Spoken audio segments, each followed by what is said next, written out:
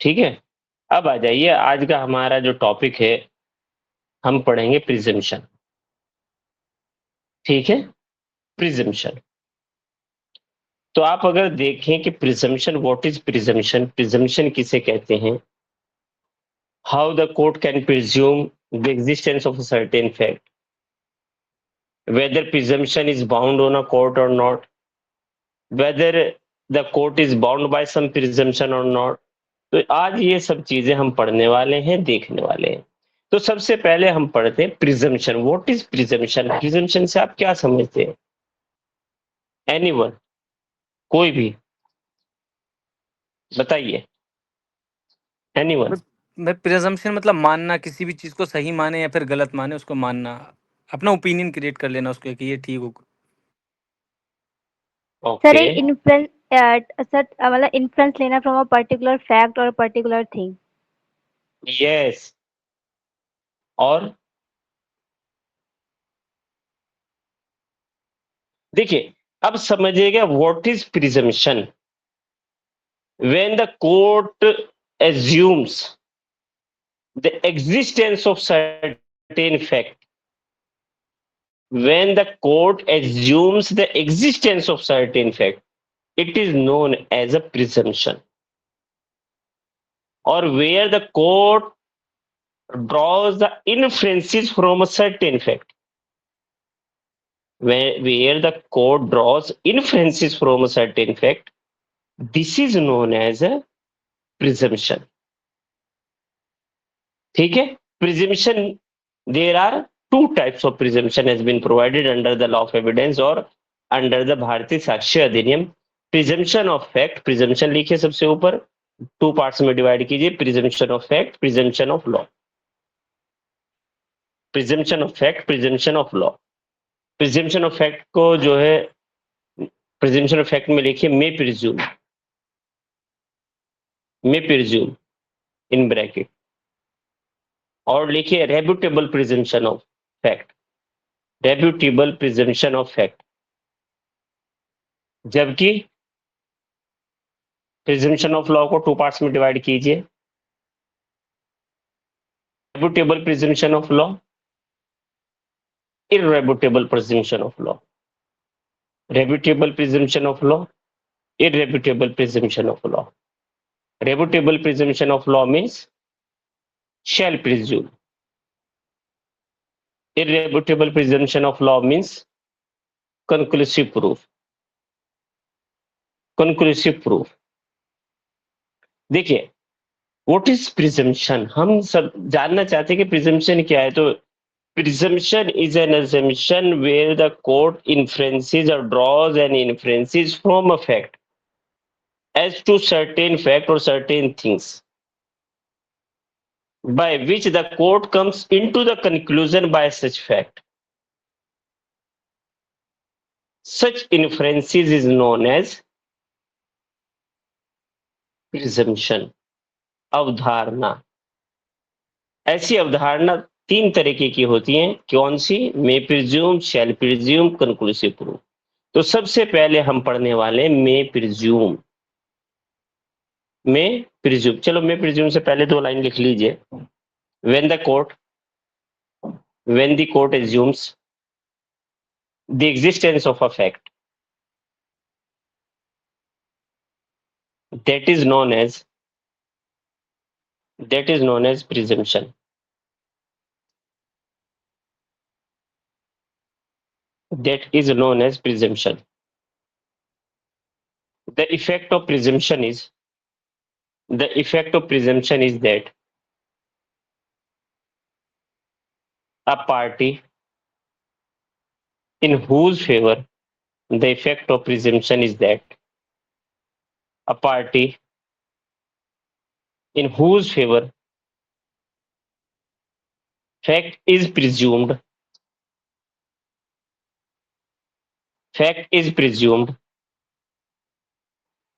is relieved of the initial burden of proof, is relieved on the initial burden of proof। ठीक है? अब आ जाइए, हम देखते हैं मे प्रिज्यूम।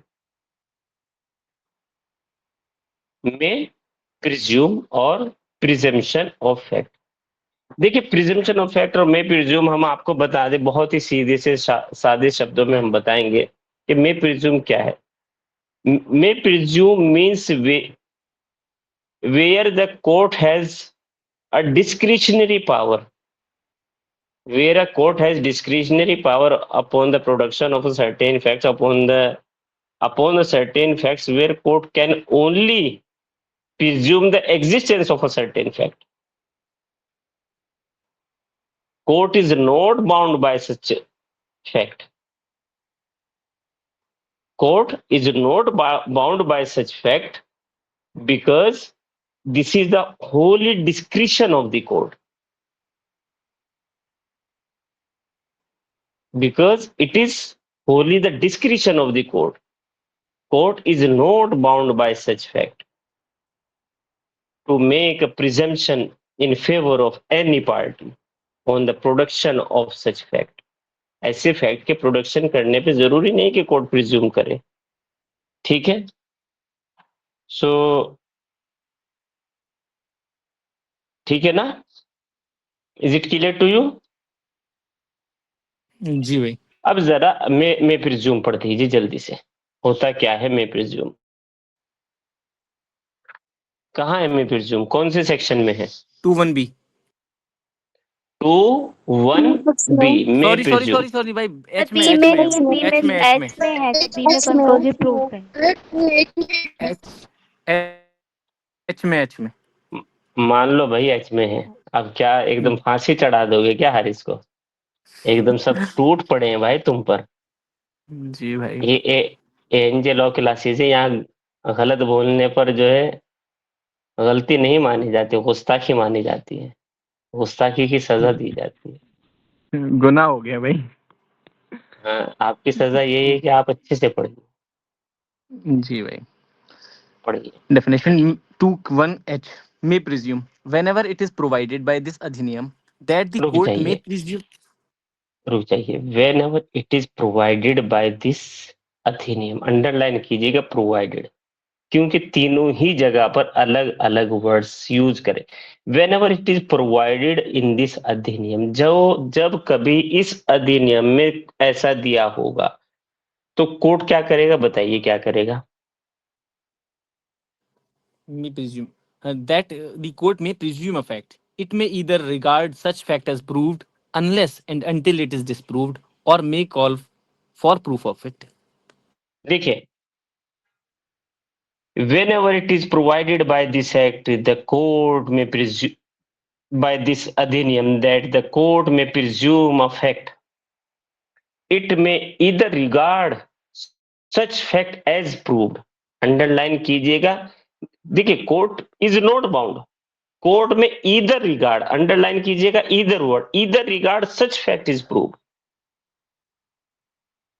खाली रिगार्ड करेगा कि हो सकता है कि ये फैक्ट प्रूव्ड हो, अंडरलाइन कीजिए unless and until it is disproved, जब तक कि ये डिसप्रूव्ड हो, और मे call for proof of it. Here the court is not bound by the production of a fact to regard such fact as proved. Whenever it is provided under this act as to the existence of a certain fact, the court may regard such fact as proved. Court is not bound to prove. Court is not bound to take the presumption as proved. Court में, आप तो अच्छी तरह जान गए होंगे अब तक कि हमारे लॉ में जो है मे और शैल वर्ड की कितनी वैल्यू है, क्लियर है ना आपको? यहां समझाने की जरूरत है यहाँ मे क्या है और शैल क्या है ना? द कोर्ट में prove such fact unless and until it is disprove, court ये मान के चलेगा कि ये फैक्ट प्रूव है जब तक कि उसको डिसप्रूव नहीं किया जा सकता, या कोर्ट जो है कोई एविडेंस देने के लिए नहीं बुला सकती कि इसको प्रूव कीजिए। फॉर एग्जाम्पल आ जाइए सेक्शन 119 में, आप पहला ही इलिस्ट्रेशन देखिए, लिख लीजिएगा ये यहाँ पर, सेक्शन 119 का इलिस्ट्रेशन देखिए। सेक्शन 119 में इलिस्ट्रेशन लिखा हुआ है कि if a person is shown to be in the position of stolen goods, soon after the theft, कोई पर्सन है, थेफ्ट के फौरन बाद देखा गया कि चोरी हुई है पर्टिकुलर गुड्स की और एक पर्सन ए नाम का पर्सन उन गुड्स की पोजीशन में था, तो कोर्ट ये प्रिज्यूम करके चलेगी कि he is a thief. Court may presume that the person who is in the possession of a goods is a thief. Clear है बात? The court may presume, court ये प्रिज्यूम कर सकती है कि जिस पर्सन की पोजीशन में ऐसी प्रॉपर्टी पाई गई है ही इज अ थीफ, वो थीफ है। ठीक है, आगे पढ़िए जरा, पढ़ो भाई आगे। भाई 119 का ये 119 ही है ना? हाँ 119 पढ़िए, जी illustration. Ji ji illustration 119 illustration the court may presume that a man who is in possession of stolen goods soon after the theft is either the thief or has received the two goods knowing them to be stolen unless he can account for his possession. समझ गए आप? क्या कह रहा है कि वहां पर जब कोई person where after the theft has been committed a person has been found in the position of stolen property की पोजीशन में वो पर्सन पाया गया, तो कोर्ट यहाँ प्रिज्यूम कर सकेगी कि ही इज अ थीफ। वो जानता था कि द गुड्स आर स्टोलन, वो कोर्ट मान के चलेगी कि यहाँ पर जो पर्सन है he is in the position of the property, he may be thief हो सकता है। अगर कोर्ट को लगता है कि डिस्प्रूव कर दीजिए आप, अब कोई पर्सन है, how it can B disprove, बताया था हमने last, how it can B disprove, particular same example में हमने एक जगह बताया कि how it can B disprove. Honours वाले में, किसमें? बर्डन ऑफ प्रूफ में, जो 107 से लेके 114 तक वाले में। नेक्स्ट बताइए, कोई कहाँ हमने ये पढ़ा था? एक पर्सन है, वो कहता है कि sir I am in the possession of the stolen goods. Yes, I am in the possession of the stolen goods as you are saying, but really I am not a thief. I don't know that these are the goods which has been stolen because I have not sell such goods below the price. Price से कम पे हमने नहीं बेचे। State of mind section 12, आ जाइए section 19 clause 2, when admission is self favouring, आया याद? कब डिस्प्रूव किया जा सकता है? Are you getting my point?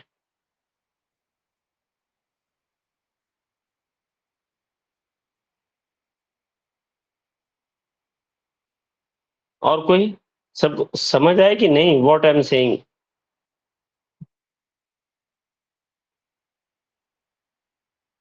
पता नहीं आप लोग यार एकदम से जी भाई आ रहा है भाई। अंगूठा अपना कम से कम बताइए कि फिर मैं हमसे पूछा आपसे क्या समझ आया अक्षय इसमें, बताइए। सर बेसिकली यहाँ पर हियर हमने सर इसमें ये हुआ था कि उसने मतलब कि शॉपकीपर ने बोला कि उसकी पोजीशन पे स्टोलन गुड तो है, but after theft it is either मतलब वहाँ पे मतलब ये हो गया, मतलब उसने मतलब अपने एग्जिस्टेंस ऑफ सर्टेन फैक्ट को हम ये मान सकते हैं कि या तो उसने चुराया है या उसके पास वो थेफ्ट उसने चोरी करी है, या फिर उसके पास जो ये भी हो सकता है कि उसने चोरी नहीं भी करी हो। तो इस जब तक हम उसको मतलब प्रूफ नहीं करेंगे पूरा पर्टिकुलर तरीके से, तो कोर्ट उसमें अपना डिस्क्रिशन जो जो दूसरे बंदे ने अगर कोई भी फैक्ट प्रोड्यूस करे हैं तो उसको बाउंड नहीं है, वो अपने भी इन्वेस्टिगेट करेगा, अपना भी जुडिशियल माइंड लगाएगा, उसके बाद में उसको देखेगा सारा। चलिए, इन्होंने तो ये यहीं की बात बता दी, ठीक है। यहाँ पर देखिए, यहाँ पर वो कहेगा कि सर हम yes you are, if you are saying I am in the possession of the stolen goods, the goods does not belongs to me, I am not a thief,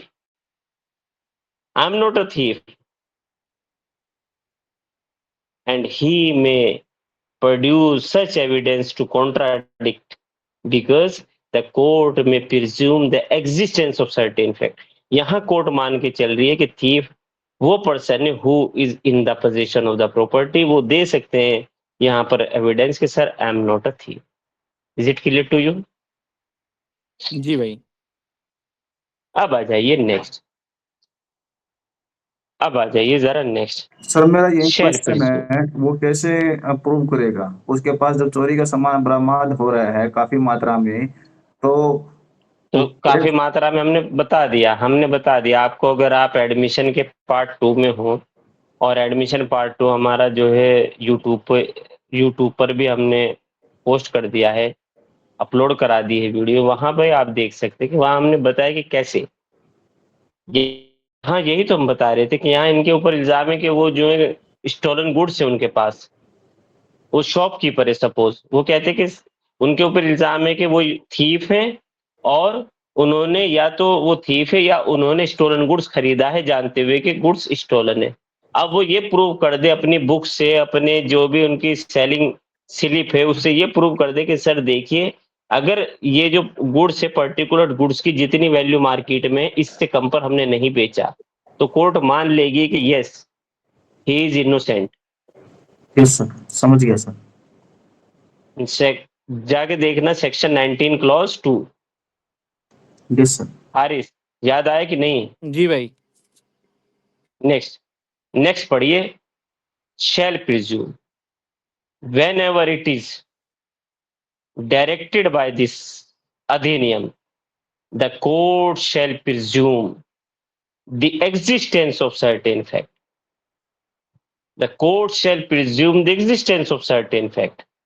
It shall regard such fact as proved.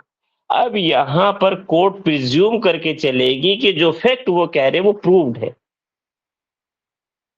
The court shall presume the existence of certain fact, and the fact, and it shall regard such fact as proved unless and until it is disproved. उसको disprove कर दीजिए आप. For example, A is charged for committing a murder of B. A adduces an evidence that, sir, at the time of the murder of B, I was not in such state of fit mind where I can see the nature of an act, whether the act was contrary to law or not. I was not such a state of fit mind. वो सीधा सीधा जो है कहना चाहते हैं कि section 22 of the BNS का डिफेंस लेना चाहते हैं. वो कहते हैं कि सर हम अनसाउंड माइंड है, तो कोर्ट प्रिज्यूम करके चलेगी कि वो अनसाउंड है. कोर्ट ये मान के चलेगी कि the act which is done by a person is a person of unsound mind. उनको प्रूव करना पड़ेगा. ठीक है. अगर वो जो है जहां पर प्रिजम्पशन ऑफ, जहां पर शेल प्रिज्यूम है, तो कोर्ट मान के चलेगी कि ऐसा है. वो कह रहे कि सर अनसाउंड माइंड है, लेकिन अनसाउंड माइंड आप प्रूव करिए. ठीक है. सेक्शन 108, सेक्शन 108, यहां पर बर्डन ऑफ प्रूफ एक्यूज के ऊपर होता है. याद आया ना 108 में? जी भाई. आप सपोज करिए सेक्शन 118. 118 कौन सा है? Dowry death. Dowry death. Dowry death. Suppose हम डाउरी डेथ की बात करते हैं. डाउरी डेथ में it is a presumption that the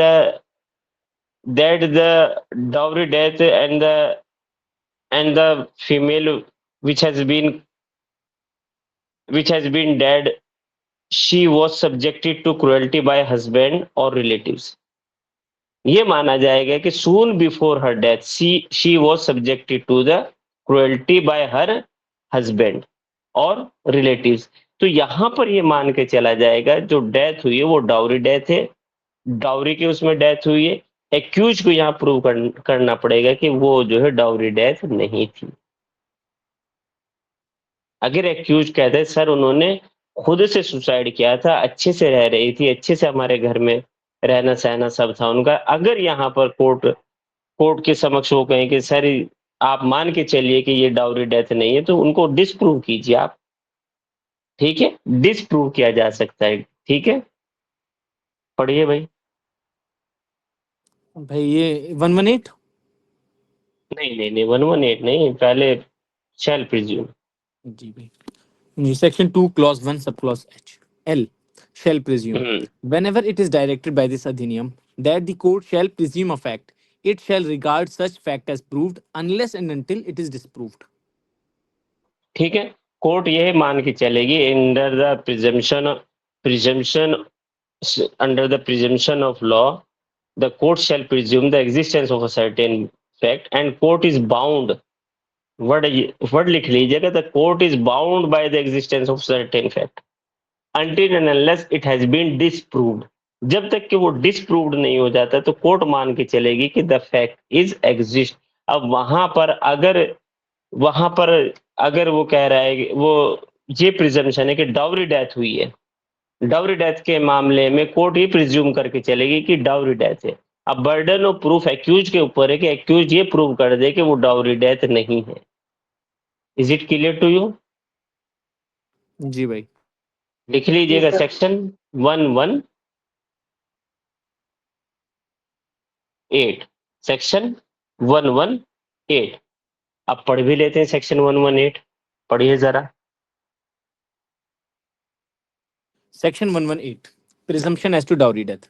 When the question is whether a person has committed the dowry death of a woman and it is shown that soon before her death such women had been subjected by such person to cruelty or harassment for or in connection with any demand for dowry, the court shall presume that such person had caused the dowry death.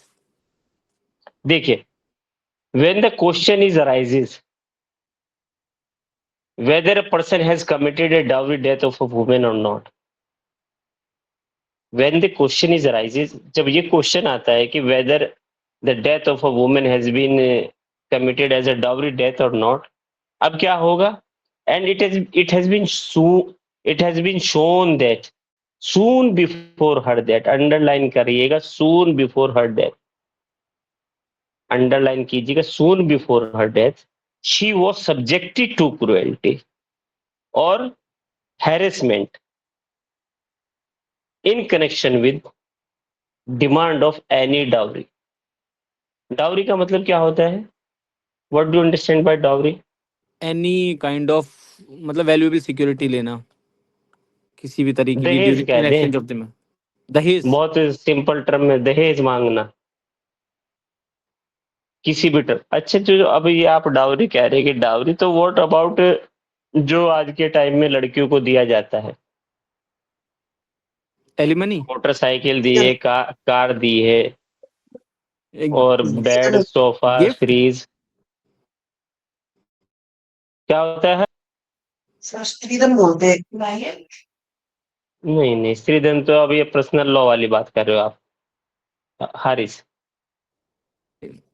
पता नहीं भाई, समझ में नहीं आ पाया। स्त्री धन बोलते हैं सर उसको। स्त्रीधन, फिर आप पर्सनल लॉ में आप कह रहे हैं बिल्कुल स्त्रीधन ही कहते हैं। हिंदू सक्सेशन एक्ट का सेक्शन 14 क्लॉज 1 और 2 आ जाइए, वहां पर ये बात की गई, स्त्रीधन की बात की गई है कि एब्सोल्यूट प्रॉपर्टी वुमेन की क्या होगी, उसका स्त्रीधन एब्सोल्यूट प्रॉपर्टी होगी, और जो उसे उसके हस्बैंड से मिली वो उसकी एब्सोल्यूट प्रॉपर्टी होगी। हम यहाँ स्त्रीधन की बात नहीं कर रहे हैं, हम स्त्रीधन वर्ड नहीं पूछ रहे सर, हम कह रहे हैं कि जो उसके पापा ने, उसके प्यारे डैड ने जो प्रॉपर्टी अपनी बेटिया को दी है रुखसत के टाइम जाते वक्त, वो कौन सी प्रॉपर्टी, उस प्रॉपर्टी को आप क्या कहेंगे? सर गिफ्ट कहते हैं सर। गिफ्ट सर कहते गिफ्ट हैं, याद रखिएगा। पैसे हो गए, सामान हो गए, गहने वगैरह जो सर। गिफ्ट है ये कहते हैं कि ये सर जरूरियात के। गिफ्ट जी, तो सर मुस्लिम लॉ में है सर, गिफ्ट नहीं कहते, दहेज ही कहते हैं इसे। सीपीयू में भी गिफ्ट तो है कहते हैं। इमरान साहब इसको गिफ्ट ही कहते हैं। आप जो हैं ज्यादा दिमाग इधर उधर ना लगाइए, इसको गिफ्ट ही कहते हैं। ठीक है, अब आ जाइए नेक्स्ट। तो यहाँ पर देखिए क्या है, When the question is whether the person sir had फिर मुस्लिम लॉ में गिफ्ट सभी कहते हैं उसको क्या? माइक ऑफ कर लीजिए प्लीज, माइक ऑफ कर लीजिए एवरीवन। सर फिर मुस्लिम लॉ में भी तो करते हैं उसमें।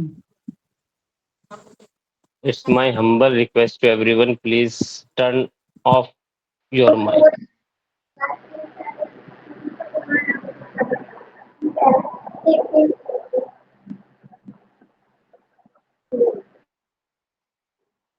ठीक है, अब आइए देखिए, when the question is whether a person had committed the dowry death of a woman or not, एक क्वेश्चन पूछा जाता है कि क्या वुमेन की डाउरी डेथ हुई है कि नहीं हुई है। अभी कैसे पता लगेगा कि whether it is a dowry death और नॉट, ये डाउरी डेथ है कि नहीं है, कब डाउरी डेथ हुई है, कब नहीं हुई है।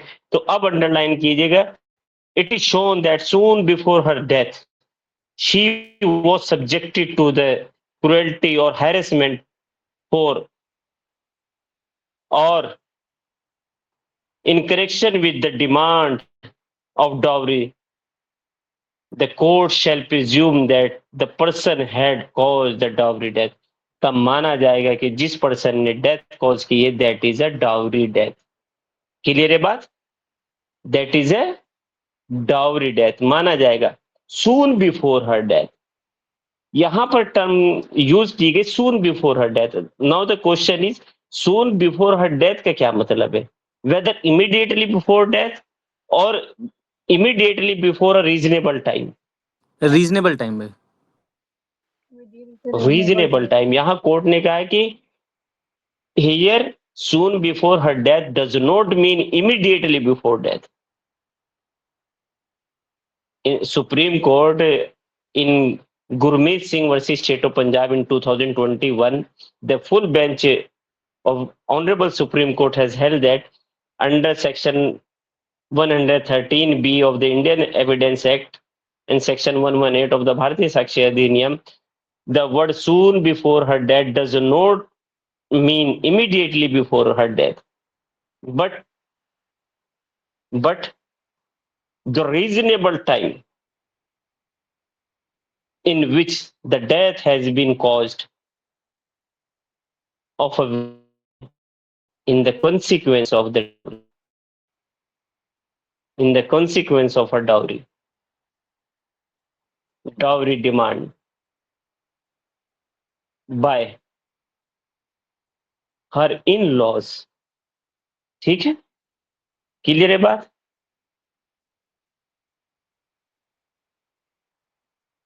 शैल प्रिज्यूम है ना, presumption of law, rebuttable presumption of law. अब आ जाइए section 120।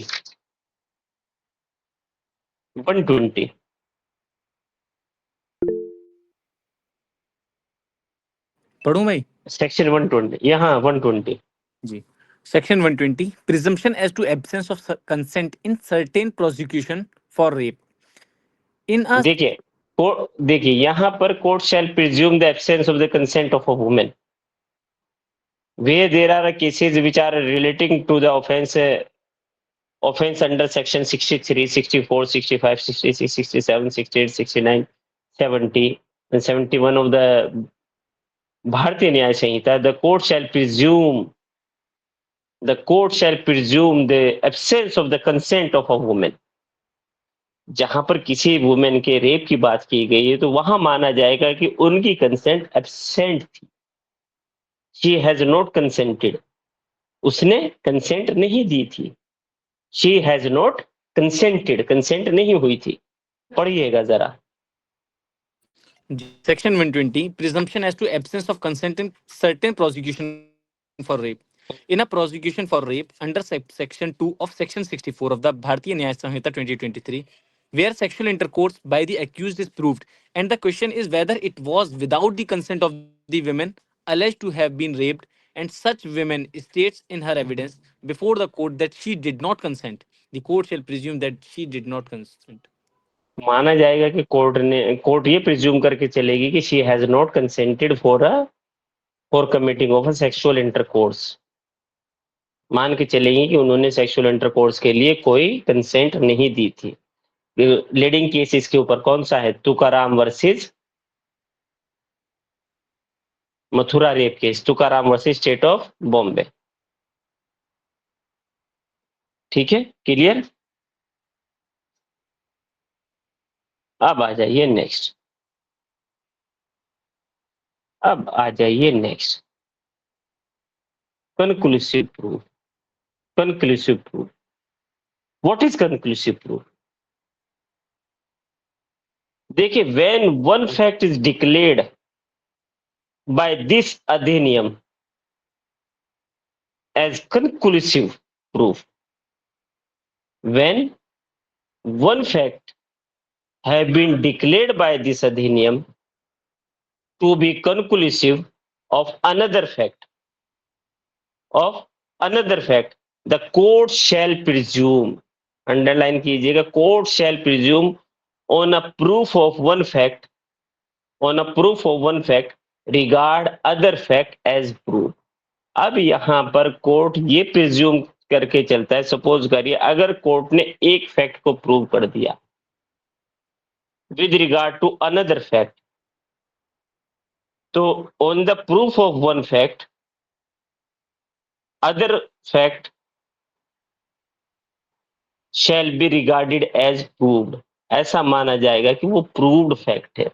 No evidence shall be given to contradict, अब कोई एविडेंस नहीं दिया जाएगा कॉन्ट्राडिक्ट करने के लिए, and no evidence shall be allowed for the purpose of disproving such presumption. आपको याद आया होगा सेक्शन 35 ऑफ द भारतीय साक्ष्य अधिनियम, भारतीय साक्ष्य अधिनियम के सेक्शन 35 में जहां पर प्रिजम्पशन, जहां पर जुरिस्डिक्शन थी, कौन सी जुरिस्डिक्शन थी? प्रोबेट जुरिस्डिक्शन थी, मैट्रिमोनियल जुरिस्डिक्शन थी। Are you getting my point? जी भाई। जहां मैट्रिमोनियल जुरिस्डिक्शन में एक कोर्ट ने एक केस डिसाइड कर दिया, सपोज करिए ए और B is a husband and wife, matrimonial court has the matrimonial court has given and pass a decree for the divorce between A and B, दोनों के बीच एक डिवोर्स डिग्री पास कर दी। तो यहां पर ये प्रिज्यूम करके चला जाएगा कि अब जो है एक फैक्ट के प्रूव होने पर वो सबके अगेंस्ट जो है प्रूव्ड माना जाएगा। This is a conclusive proof. Therefore under section 35 any judgment, order और decree have been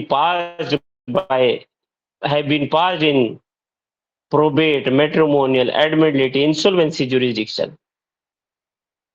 Such judgment, decree or order shall presume to be a conclusive माना जाएगा against all the others।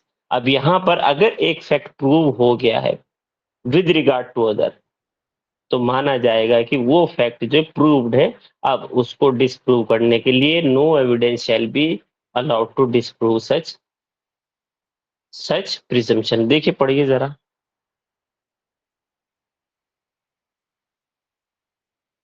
भाई section 2 वो conclusive proof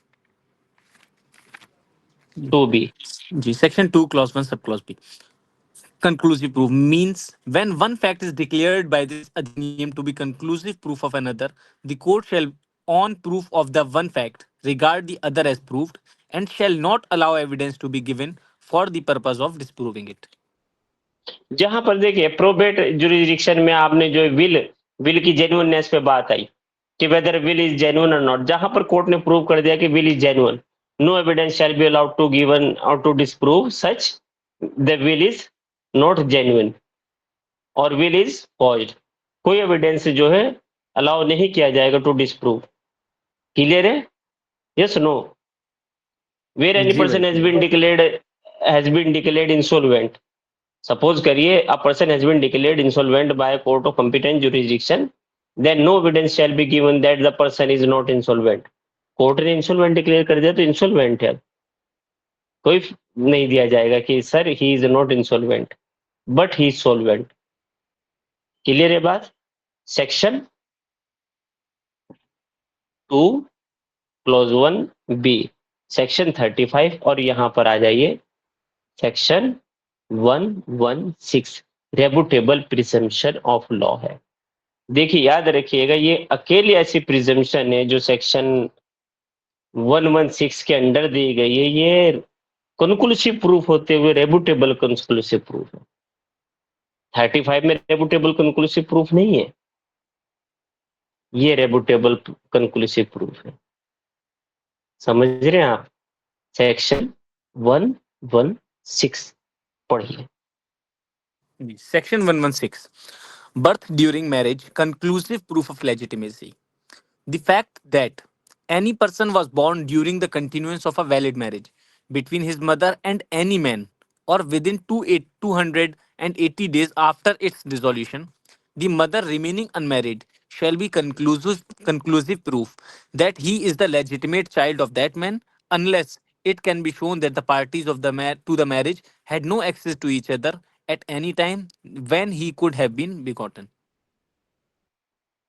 When देखिए the fact that, ऐसा fact है any person was born during, अब ये question है कि whether a person has been born by a mother during the continuance of a valid marriage by another person or by that man with whom she was legally wedded, जिसके साथ वो legally wedded थे, and she has been divorced but he has been born during the period of 280 days after the divorce. अगर divorce के 280 days के बीच उस person की legitimacy पर सवाल होता है कि whether a child is legitimate और not who has been born out of the wedlock of the legally wedded marriage, वो लीगली वेडेड मैरिज से अगर वो पैदा हुआ है, और उससे जो है प्रिजम्पशन ये मानी जाएगी कि जो पर्सन है who has been born within 280 days, जो 280 डेज के अंदर पैदा हुआ है after the dissolution of the marriage, marriage dissolution होने के अगर 280 डेज के अंदर अंदर पैदा हुआ है तो माना जाएगा he is a legitimate child of that man. ये कंक्लूसिव प्रूफ है कि he is a legitimate child of that man, यहां तक तो कंक्लूसिव प्रूफ है। लेकिन आगे कह रहा है कि the mother remaining unmarried shall be conclusive proof and that is legitimate child of that, he is legitimate son of that man. अब ये यहीं पर आके जो है इस कंक्लूसिव प्रूफ को जो है रेबुटेबल बना दिया, unless it can be shown that the parties to the marriage had no access. इसका मतलब दोनों के बीच कोई एक्सेस नहीं था। जब तक कि ये प्रूव ना हो जाए कि एक्सेस नहीं था तो माना जाएगा कि वो जो चाइल्ड है he is a legitimate son of that man. If it is proved that when the child was begotten, it is proved that when the child was begotten the party had access, जब बच्चा गर्भ अवस्था में आया तब दोनों की access थी, किसी और पर्सन के साथ अगर उसका एक्सेस था तब यहां पर रेब्यूटेबल किया जा सकता है कि सर यहां पर इनका तो एक्सेस नहीं था, माना जाएगा कि बच्चा उनका है। लेकिन अगर किसी और का एक्सेस था, कोई और से उनका जो है रिलेशन था, तब भी किसका माना जाएगा? उन्हीं का माना जाएगा, क्योंकि एक्सेस हो ना हो वो दूसरे की बात है। वहां पर within 280 days, after 280 days it might be contradicted. Non access compulsory है कि किसी का एक्सेस नहीं था, अगर किसी का था तो इलिजिटिमेट हो जाएगा।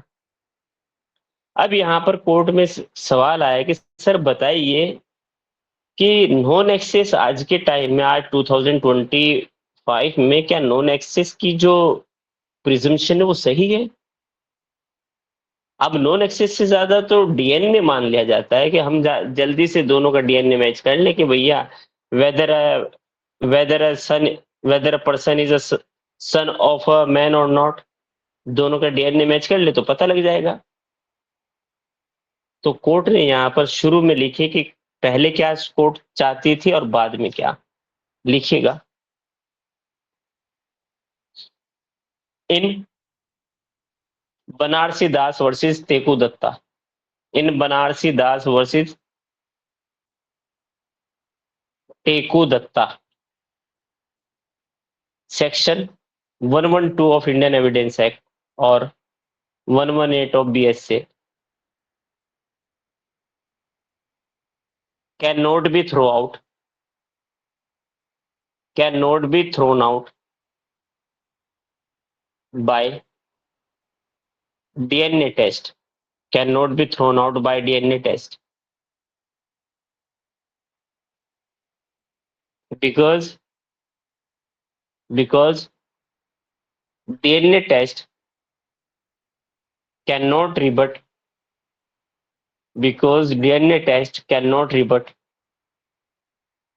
conclusive presumption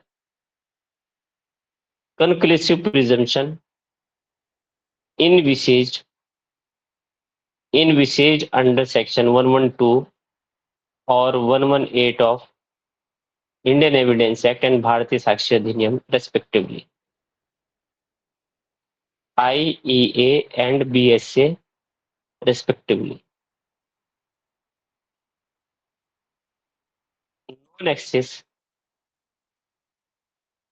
No nexus should have been proved.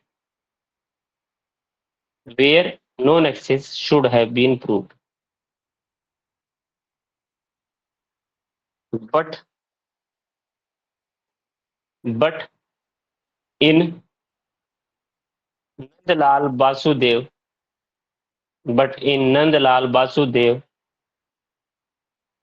Badvaik, BADVAIK, Badvaik versus Lata Nandlal Basudev Badvaik, 2014. Sir case का नेम रिपीट करिए एक बार. Nandlal Basudev Badvaik versus Lata Nandlal Basudev Badvaik.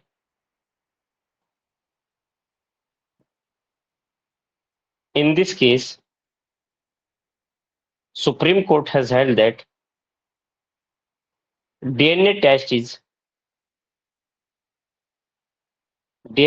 is conclusive proof or conclusive evidence to prove or disprove paternity of a child.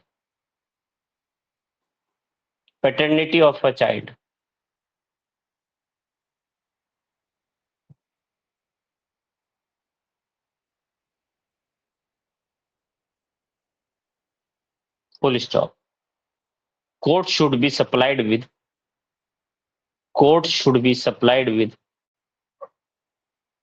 scientific evidence.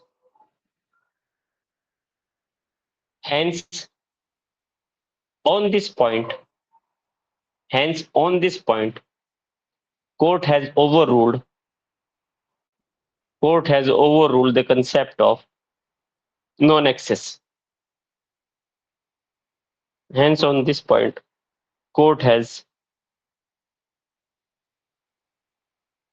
overruled the concept of non-access. बताइए, it is clear? जी भाई clear. Sir ये year कौन सा इस वाले case का वासुदेव बोलेगा कौन से ईयर का है 2014. सर मैंने उस दिन भेजा था जजमेंट वो भी इसी के था बट उसमें कुछ एडवर्स था 3 मिनट में मना किया था डीएनए टेस्ट को. देखिए अब एक बात बताइए, ये जो है फुल बेंच का जजमेंट है. एक बार इसको डालिएगा, आप देखिएगा कि कितने जज बेंच है, या तो इसको ओवरराइड किया गया हो. Are you getting my point? Overruled किया गया हो इसको. लेकिन इस जजमेंट ने जरूर ओवररूल किया था नॉन एक्सेस को. अभी एज ऑफ नाउ हम जो है नंदलाल वासुदेव बड़वाई वर्सी लता नंदलाल वासुदेव बड़वाई के केस को ही मानेंगे एज ऑफ सेक्शन 116. ठीक है. अब इसमें जो है हमारा एक सेक्शन रह गया है, जरा सेक्शन देखिए 117.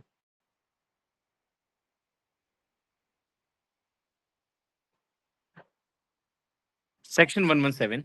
Presumption as to abatement of suicide by a married woman.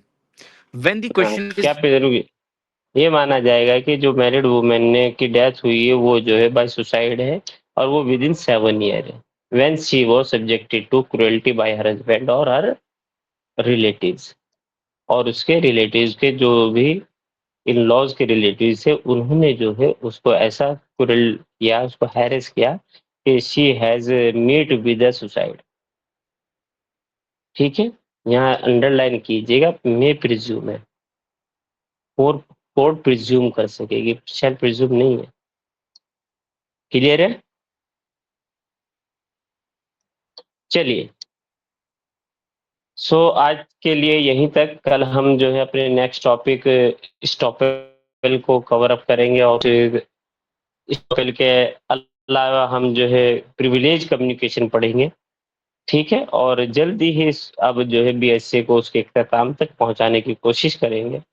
किसी का कोई क्वेश्चन हो तो पूछ सकता है, अदरवाइज आप सभी लोगों से रिक्वेस्ट है कि एनजे लॉ क्लासेस यूट्यूब पर जाकर आप सब्सक्राइब कीजिए, शेयर कीजिए, और हमारे नए वीडियोस अब आपको मिलते रहेंगे सभी सब्जेक्ट के ऊपर। जो हम लाइव पढ़ा रहे हैं वो भी, और जो लाइव नहीं पढ़ा रहे हैं उसको भी जो है आप जो है एक्सेस कर सकते हैं। ठीक है, चलिए, थैंक यू सो मच, हम कल मिलेंगे। Thank you sir. मैं बीएससी के बाद कौन सा सब्जेक्ट लूंगा? बीएनएस के BNSS, what you want? BNSS by BNSS सब ले लीजिए। BNSS करवा दो सर। BNSS BNSS. जी भाई। बीएनएसएस में पूरा 1 महीना लगेगा, और बच्चे अगर उसमें गोला मारेंगे तो फिर बेकार है। सर BNS गोला करा फोर दीजिए। बीएनएस नहीं किया? बीएनएस तुमने? नहीं सर। हर्ष, बीएनएसएस तो शायद बीएनएसएस तो पढ़ा था तुमने? यस सर, बीएनएस नहीं किया। अच्छा, बीएनएस नहीं हुआ, बीएनएस नहीं पढ़ा हमसे। क्या सर, पढ़ाएं आप पहले, बीएनएसएस की बीएनएस? सब BNSS। चलिए देखते हैं, वोटिंग कराते हैं, जिस पे ज्यादा वोट होंगे वो पढ़ाएं। सब ठीक है, BNS तो अभी बढ़ाया था ना जनवरी में। और अभी जल्दी तो पढ़ाएं BNS। अच्छा, जनवरी में पढ़ाया था। चलिए, तो जल्दी कोशिश करेंगे, या तो बीएनएस पढ़ाएंगे या बीएनएसएस, जो भी है देखेंगे क्या पढ़ाएंगे। ठीक है, जल्दी देखते हैं, अब जो भी होगा अब आपके साथ मिलते हैं। अभी तो जरा बीएससी खत्म हो जाए, उसके बाद आपसे गुफ्तगू करेंगे क्या हमको देखना है। जो आप लोग कहेंगे, जो भी मेजोरिटी कहेगी वो पढ़ाएंगे, चाहे बीएनएस हो चाहे बीएनएसएस हो। ठीक है। इससे अच्छा तब कॉन्स्टिट्यूशन पढ़ा दीजिए। कॉन्स्टिट्यूशन समझ रही हैं आप? कॉन्स्टिट्यूशन किसने पढ़ाया हमसे? पढ़ाया यहाँ किसी ने? वो एलएलएम के टाइम पर पढ़ा था। नहीं, वो नहीं, बुशरा ने पढ़ाया। कितनी क्लास सर लगती है? मैंने पढ़ा है सर, बहुत टाइम अब लगता तुम है, बताओ, बोल ही नहीं रही हो। कॉन्ट्रैक्ट करा अच्छा, दीजिए, तुम ऐसे बैठ जाते हो ना। सर मैंने अभी वो किया है ना उस पे मतलब थम्स अप किया है, मैंने पढ़ा है। कितना कितना टाइम लगता है? 1 महीने से ज्यादा लगता है इसको पढ़ने में। 35 क्लास लगी भाई, बहुत डिटेल हो जाए, एग्जॉस्ट हो जाता हूँ मैं सच में। सर CPC बढ़ा कॉन्ट्रैक्ट करा दीजिए। दीजिए, कॉन्ट्रैक्ट करा दीजिए। कॉन्ट्रैक्ट कौन सा उसमें आएगा? इसमें तो आएगा भी यूपीएपी नहीं में ना, कॉन्ट्रैक्ट आएगा? और कॉन्स्टिट्यूशन तो 10 मार्क्स का आएगा बस उसमें। कॉन्स्टिट्यूशन तो हम देखिए 5-7 क्लास में कॉन्स्टिट्यूशन पढ़ाएंगे और हो जाएगा तुम्हारा। कॉन्स्टिट्यूशन तो ऐसा पढ़ाएंगे। बीएनएस ये ऐसे हैं कि इनको पढ़ाने के लिए आप लोगों को जो है टाइम चाहिए होता है, और आप देखिए जितने सीरियस बच्चे हैं, अभी क्लास में वो रुके हुए हैं, देख रहे हैं, तो आप लोग अगर रुकेंगे देखेंगे तो हम जो है सब पढ़ाएंगे। बीएनएस हो, बीएनएसएस हो, कॉन्स्टिट्यूशन हो, जितना भी यूपीएपीयू के लिए इम्पोर्टेंट है, और जुडिशियल सर्विस, वो कोई भी सब्जेक्ट आप हमसे नहीं छूटेगा।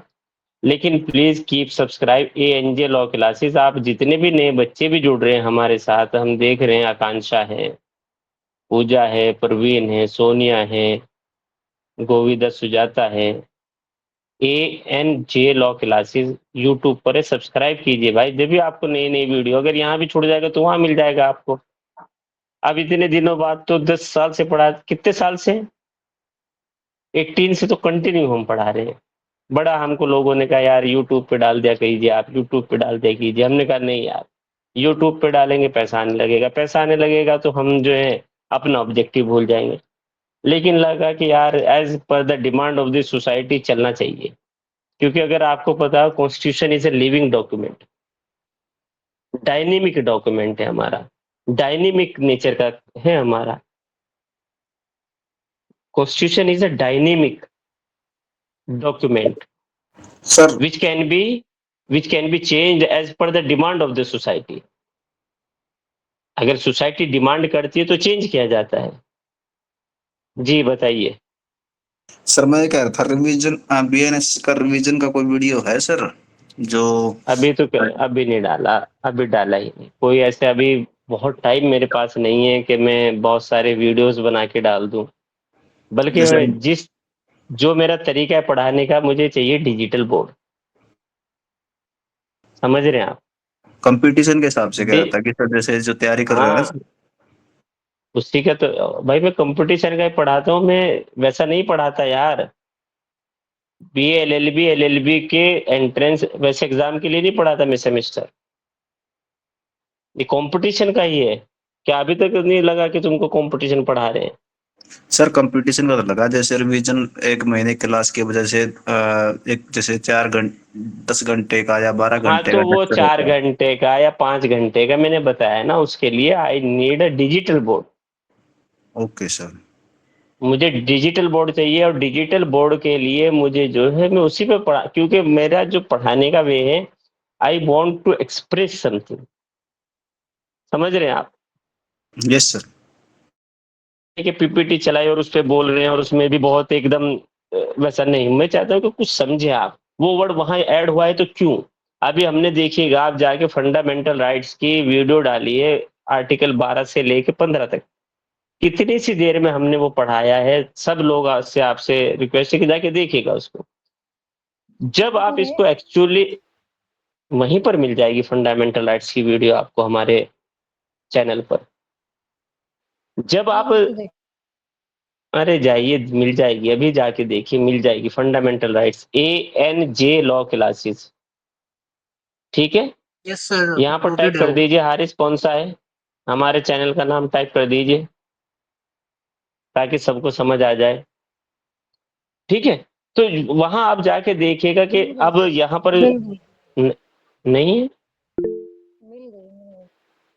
हाँ बिल्कुल मिलेगी। अब आप ANJ लॉ क्लासेस में जाके देखिए, आपको मिल जाएगी। जब आप हमसे स्टेट पढ़ेंगे, स्टेट 2 दिन में पढ़ेंगे, 1.5 घंटे की 2 क्लास में हम स्टेट बताते हैं। आर्टिकल 12 में स्टेट क्या है अक्षा, यस सर। और यहाँ पर कितनी देर में बता दिया हमने, शायद 22-23 मिनट की वीडियो है, और हमने आर्टिकल 12, 13, 14, 15। लेकिन ये है कि वो जो है किसी भी कॉम्पिटिटिव एग्जाम में प्री में कोई भी ऑब्जेक्टिव बेस आपका नहीं छूटेगा। लेकिन अगर सब्जेक्टिव की बात करते हैं कि when you are going to write a mains, वो आपको उतना काम नहीं आएगा। उसके लिए हमें डिटेल ही एक वीडियो चाहिए। हम ये भी चाह रहे हैं कि अभी हम जरा अपना मेंस लिख लें, मेंस लिखने के बाद जो है आपके लिए जैसे आर्टिकल 12 पे एक पूरी वीडियो, कैसा आइडिया रहेगा भाई? आर्टिकल 13 पर पूरी वीडियो, आर्टिकल 14 पर पूरी वीडियो, आर्टिकल 15 पर पूरी वीडियो। उसमें मतलब कि चाहे वो 1 घंटा लगे चाहे कितना लगे, तो वहां से बस मुझे चाहिए कि आई नीड डिजिटल बोर्ड, मेरे पास डिजिटल बोर्ड हो, उसमें चलता रहे। उसमें हम एक एक पॉइंट आपको बता दें कि क्यों ऐड हुआ, क्या थी वजह, रीजन क्या था।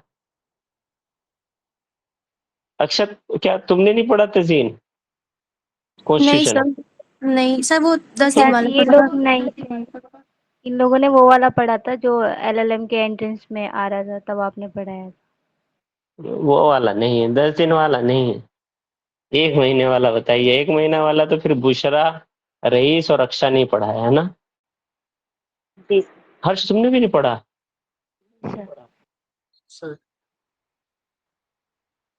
चलिए कोई नहीं, अब कभी मन होगा दोबारा से फिर कुछ सब्जेक्ट के बाद डिटेल जब पढ़ेंगे तो बहुत अच्छा लगेगा।